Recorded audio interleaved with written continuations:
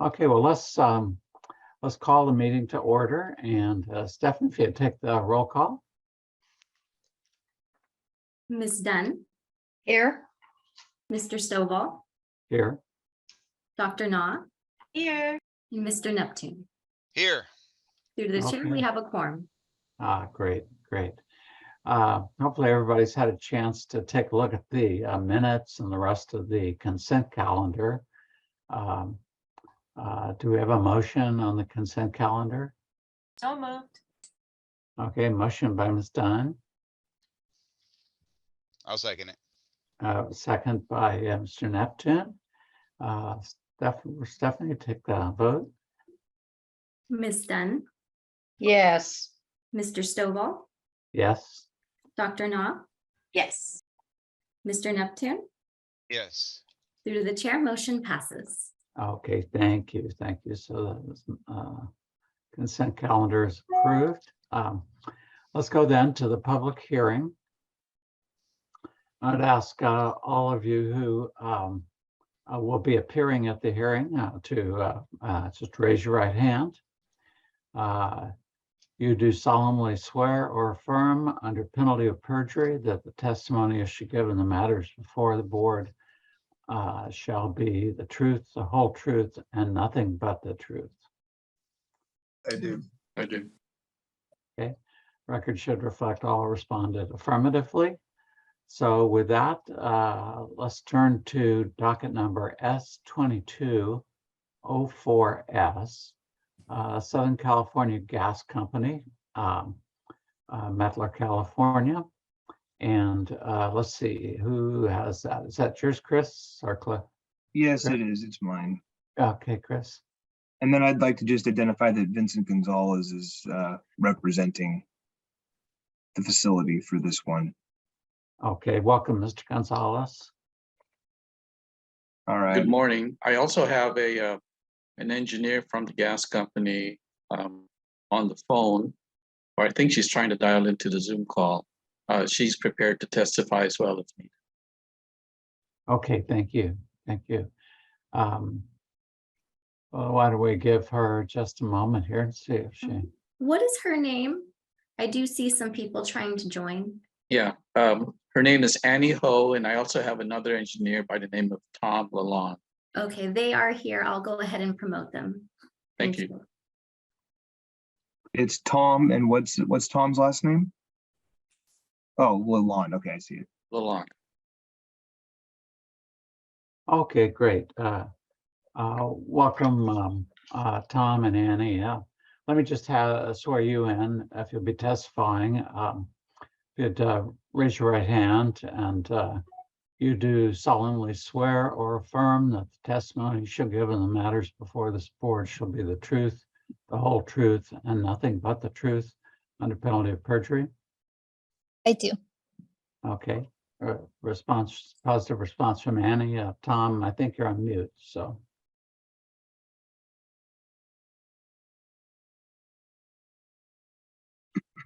Still on mute.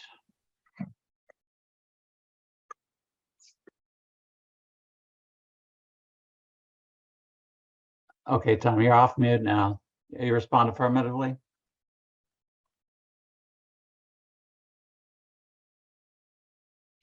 Still not hearing him though.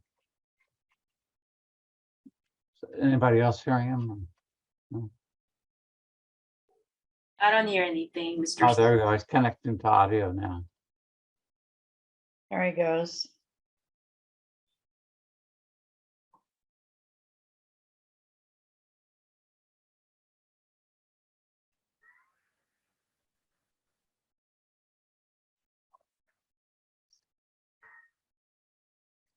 You there, Tom?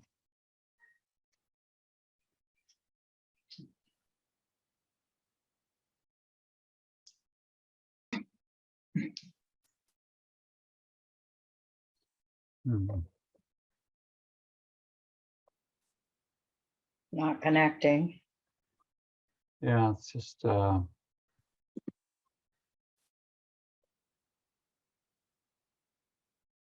This is Vince Gonzalez from SoCal Gas. I just wanted to let you know that the gas company's computer system is not very Zoom friendly. So, for example, I'm using my own personal PC, and I think Annie's on her phone. So I don't know if Tom is trying to use the company's computer system, but it's not very Zoom friendly. Right, right. Let me ask you this, Vincent, well, we don't know if he can hear us. Will he be critical to your case, or should we go ahead with Chris's presentation? Or? Well, if there is a question regarding the computer system per se, which is, or the SCADA system per se, Tom is our expert. If it's a question regarding something different, then Annie is our witness. Okay, I think actually Tom is okay now. Can you hear us, Tom? No, I guess not. Tom is saying that he can hear us, but he's having a tough time unmuting. Okay, okay. Well, why don't, if he can hear us, why don't we go ahead with Chris's presentation? And then if it becomes necessary for Tom to say something, we'll work out something at that point. Does that work for you, Vincent? Yes, it does. Thank you. Okay, great. So Chris, you've got the floor. All right. All right, good morning, everybody. I'm Chris Kalash, and I'm Air Quality Specialist here with the Air District. Before you this morning is Southern California Gas Company. I'm going to refer to them as SCG for the remainder of this presentation. They're a public utility engaged in the transmission, storage, and distribution of natural gas in the Southern California area. Their service territory encompasses approximately 20,000 square miles throughout Central and Southern California. SCG utilizes a supervisory control and data acquisition, or I'll refer to as SCADA, that gathers SEMS data and formats it for downloading by the district. Each day, SCADA automatically uploads the formatted SEMS data onto a server called Electronic Data Interchange, or EDIX. The district's data acquisition system, which is referred to as DAS, then accesses EDIX and downloads the SEMS data. SCG is planning a significant update to SCADA this fall, and SCG's corporate parent, which is Sempra Energy, is in the middle of a modernization project, improving cybersecurity measures while replacing old legacy systems with upgraded systems. Among the legacy systems to be replaced is the EDIX server, which the district's DAS accesses to download the facility's SEMS data. SCG is planning on doing numerous patches and system configuration changes, which will cause service interruptions. These system interruptions will include interruptions in the transmittal of raw SEMS data from the facility to the new SCADA system, the formatting of that data within the new SCADA system, and the transmittal of the formatted SEMS data from the new SCADA system to EDIX for downloading by the district. SCG has requested a short variance from the applicable requirements of the district rules in addition to the applicable conditions of the subject permits. The requested variance would be from October 28th, 2022 to December 31st, 2022 inclusive. If granted, the variance will allow continued operation of the facility without SEMS data being available to DAS while the proposed work is completed. Requiring compliance would require SCG to shut down the facility. If SCG stopped operating, the facility, businesses, and facilities that depend on natural gas would be forced to close or limit their operations. No excess emissions are expected during the variance period. It should be noted that in the staff report that you received, I believe the staff report has 10 conditions, or I'm so sorry, has, yes, 10 conditions. There are now 11 conditions. There was a condition that was recently added, and it's going to be condition number 5 that's been changed. So it should read, SCG shall record and submit daily SEMS data on a weekly basis via email. So the staff report, like I said earlier, had 10 conditions. It now has 11. There's been a change on page 4, which has added this new condition 5. So now there are 11 conditions. And it also has made it, I believe, so the staff report is now 5 pages as opposed to 4 pages. And with that being said, the district believes required findings as set forth in the California Health and Safety Code can be made and recommends that SCG be granted a short variance with the conditions on pages 3, 4, and 5, in addition to the added condition on page 4. And this concludes the district's presentation. Okay, thank you, Chris. Any questions for Chris? Okay, if not, Vincent, anything you'd like to add? Any are your witnesses? I think Mr. Kalation's summary has been very complete and succinct, so I don't see a need to add anything further. Thank you. Okay, thank you. Any questions for SCG from the board? Okay, do we have any public comment? Through the chair, I see no indication of public comment. Okay, thank you. Well, with that, then we will close the hearing and see if we have a motion. Yeah, I'll make a motion. Okay, Mr. Blaine or Blaine? Yeah, Mr. Blaine. I move to approve Southern Cal Gas Company's petition for a short variance set forth in docket number S2204S with the required 6 findings of the Health and Safety Code adopted by reference as set forth in the staff report. The variance shall be ineffective for the periods October 28th to December 31st, 2022, or until the proposed work is finished, whichever occurs first, and shall be subject to the conditions on pages 3 to 5 of the staff report, including the new added condition that we spoke of today. Okay, thank you, Mr. Neptune. We have a second. Second. Okay, we have a second by Dr. Na. Why don't we take the roll, if you would, Steph? Thank you. Okay, Ms. Dunn, Yes. Mr. Stovall, Yes. Dr. Na, Yes. Mr. Neptune. Yes, Through to the chair, motion passes. Okay, great. So the variance is approved. Thank you for all you folks from SGG. Appreciate your participation. Thank you very much. No problem. Let's then go to the second item on the agenda. If I get it back up here, I can read it. This is S2216S, Era Energy LLC.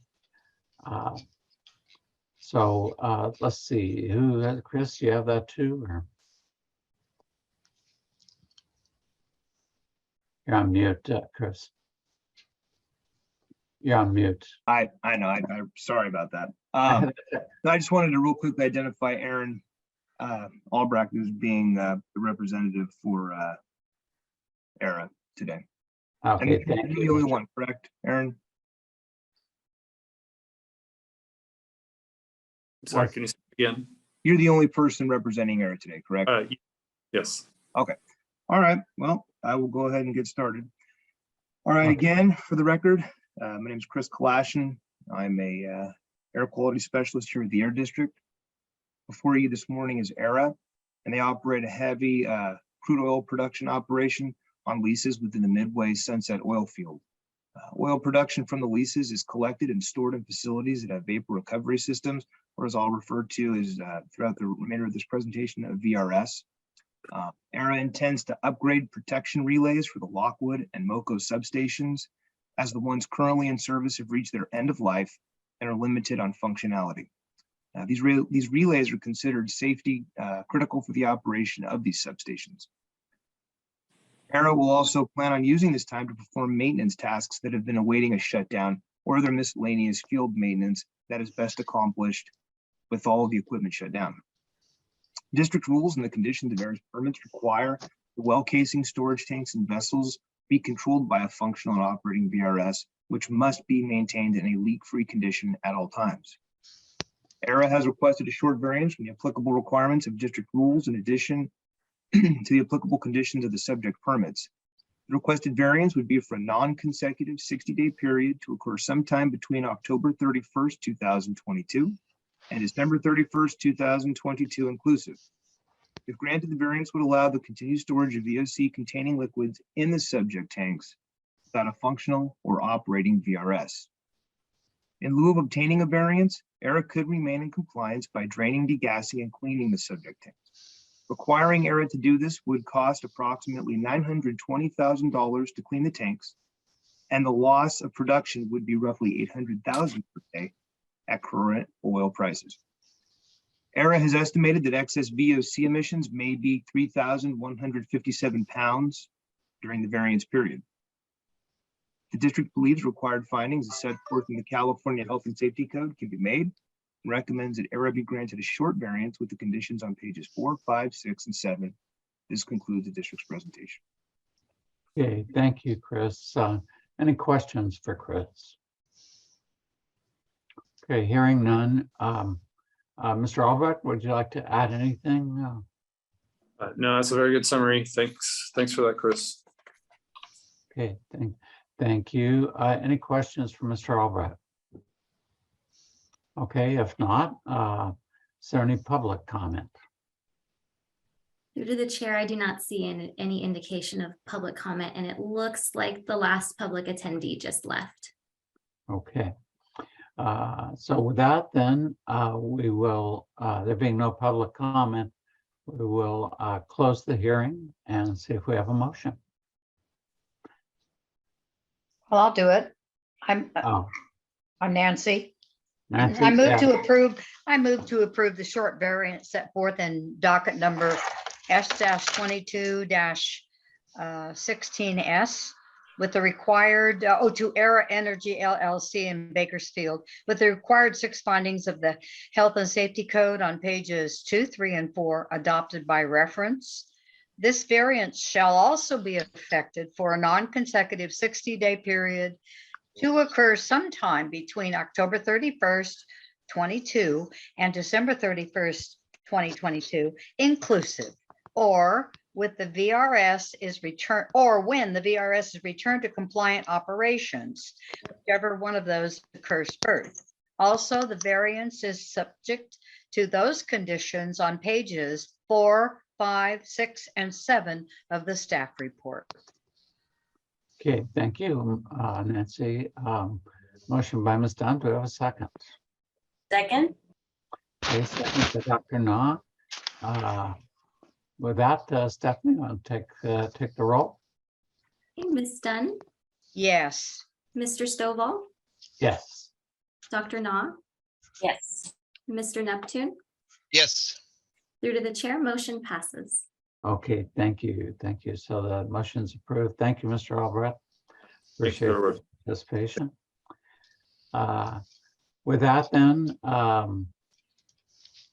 I guess we need to do, but if there's no public members present, we'll go ahead and read the announcement. This time is made available for comments from the public on matters within the board's jurisdiction that are not on the agenda. It's requested that no comments be made during this period on items on the agenda. The public may make comments after each board agenda item during the time allowed for public comment. Additionally, state law prohibits the hearing board from acting on matters that are not on this agenda. And Stephanie, I'm assuming there's no public comment still. So There is no public attendees. Thank okay, you. okay. Hearing board member comments. Anyone? Okay, just great job, everyone. Good, always pleasant process. I have a quick comment. Exactly. I want to thank Mrs. Dunn, Dr. Na, Mr. Neptune, and yourself, Mr. Stovall, for attending today. I know it's challenging with your schedules, but it really does help us, and I appreciate you guys being able to make it. Oh, well, thank you. Thank you. Thank you very much. Appreciate that.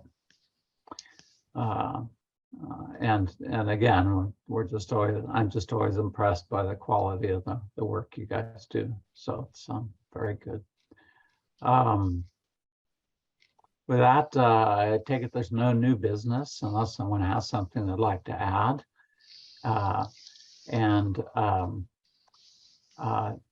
We haven't had any emergency variances, so I guess our next scheduled meeting is November 9. And look forward to seeing everybody same time, same channel, I guess. Thanks, everyone.